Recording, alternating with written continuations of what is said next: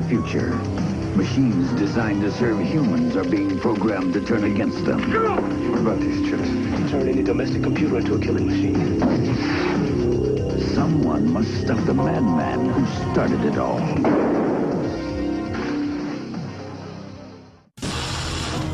Straight out of a sci-fi movie and into reality, the U.S. military wants robots. In today's Big Eye, we want to show you what the future of war could look like.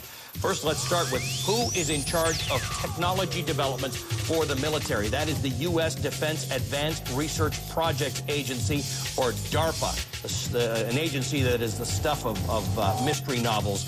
And recently, we've noticed they've been beefing up on robots. Most recently, they contracted with Boston Dynamics to create a cheetah robot. Check that out. Look at this drawing. It's a four-legged robot that reportedly runs faster than the fastest human. Boston Dynamics also says it will be able to zigzag and take tight turns in order to, quote, chase and evade. It'll also be able to make sudden stops and could end up with a tail. Boston Dynamics, this is the Atlas, also made by Boston Dynamics. It looks a bit like the Terminator from the movies, but without the head. This robot will reportedly be able to walk like a person, even over rough terrain. We could also see it crawling around on its hands and knees. The Atlas was spawned from Boston Dynamics' work on this robot.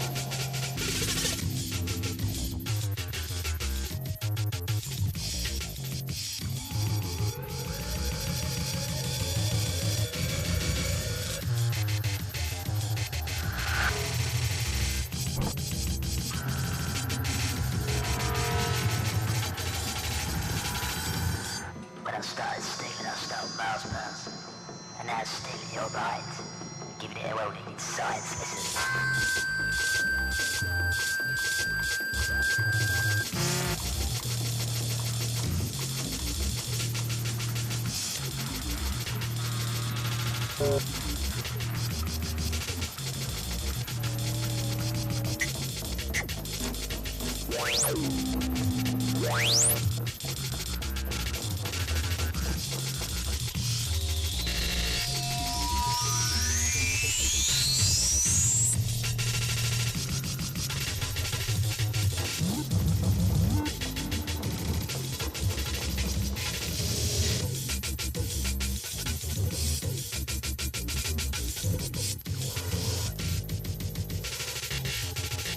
The U.S. military is interested in super soldier technology and extended performance warfighter for total battlefield domination, and literally billions of dollars over a decade have flowed. And now you probably saw where the 2011 budget for DARPA includes several $million for what they call bio-design, which is the purpose of which is to create an immortal.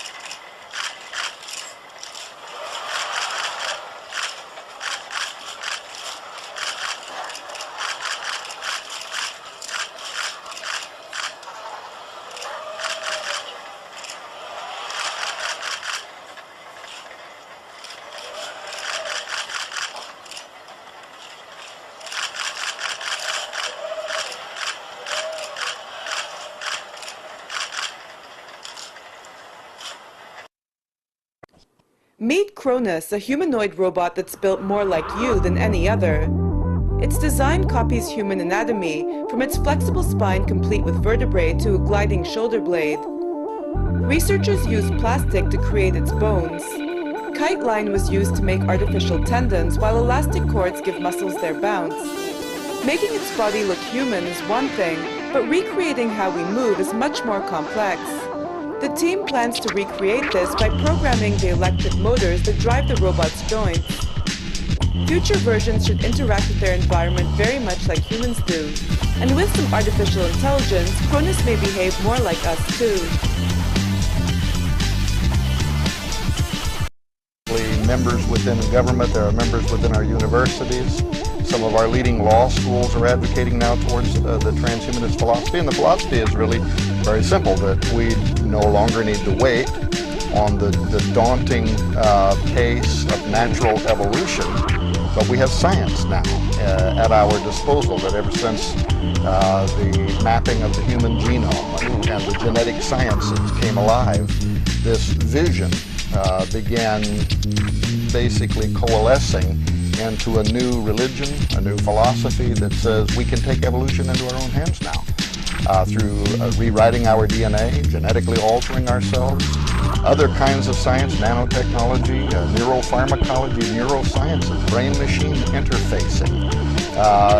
All of these sciences now can be viewed as the tool that can lead us to the next step in our evolution, humans 2.0, something better, quicker, faster, cognitively superior, physically superior to what humans are today. And essentially that is what transhumanism is. It's a big idea that we can alter ourselves cognitively and in our physiology and create a superior specimen. And actually the term transhuman is kind of telling because it's transitionary. We are walking away from humans as we know them towards post-humanity. Transhumans are somewhere in the middle. Post-humans will eventually become beings of such radically different cognitive abilities, even physical appearance, post-genderism, where we are the merging of both the best of male and female as part of the transhuman vision, that it'll be so radically different than what we understand today as to no longer even be considered to be human. One thing that I've come across lately is that there's a lot of people that are starting to pick up on the fact that this stuff was in movies a very long time ago, and it's interesting, not only in movies but books. Take a look at the writings of Philip K. Dick and many other authors. Extremely hot, so as it went by, it completely cauterized my wounds, so I was barely bleeding from them. So it's the same weapon that took all your body parts. Saved your life. Completely. Imagine, 22 years old, waking up to find you have no arms or legs. I think I was just more happy to be alive than upset. But I'm trying to figure out if you're the luckiest or the unluckiest guy in the world. A little bit of both, I guess. The physical therapy room at Walter Reed is filled with young men who are a little bit of both. More than 1,000 servicemen and women have lost an arm or a leg over the course of the wars in Iraq and Afghanistan. 20% of them have lost more than one. Brendan was the first to come in here without any limbs, but now there is a second, a Marine from Afghanistan who is not yet ready to appear on television. You can only hope he has the same frame of mind as Brendan. I just want to keep progressing and keep going and keep doing more stuff. I just don't want to live a life that I just sit and do nothing with my life. That means learning to walk again on prosthetic legs. I love walking. I love it. I mean, I'm just not at the point where I can wear them all the time. I wish I was, but... Think you'll get there? Oh, of course, yeah. I mean, no doubt about it, I will. Brendan knows the answer to a question the rest of us will never have to face. Which is harder? The lack of arms or the lack of legs? Lack of arms, by far. By far.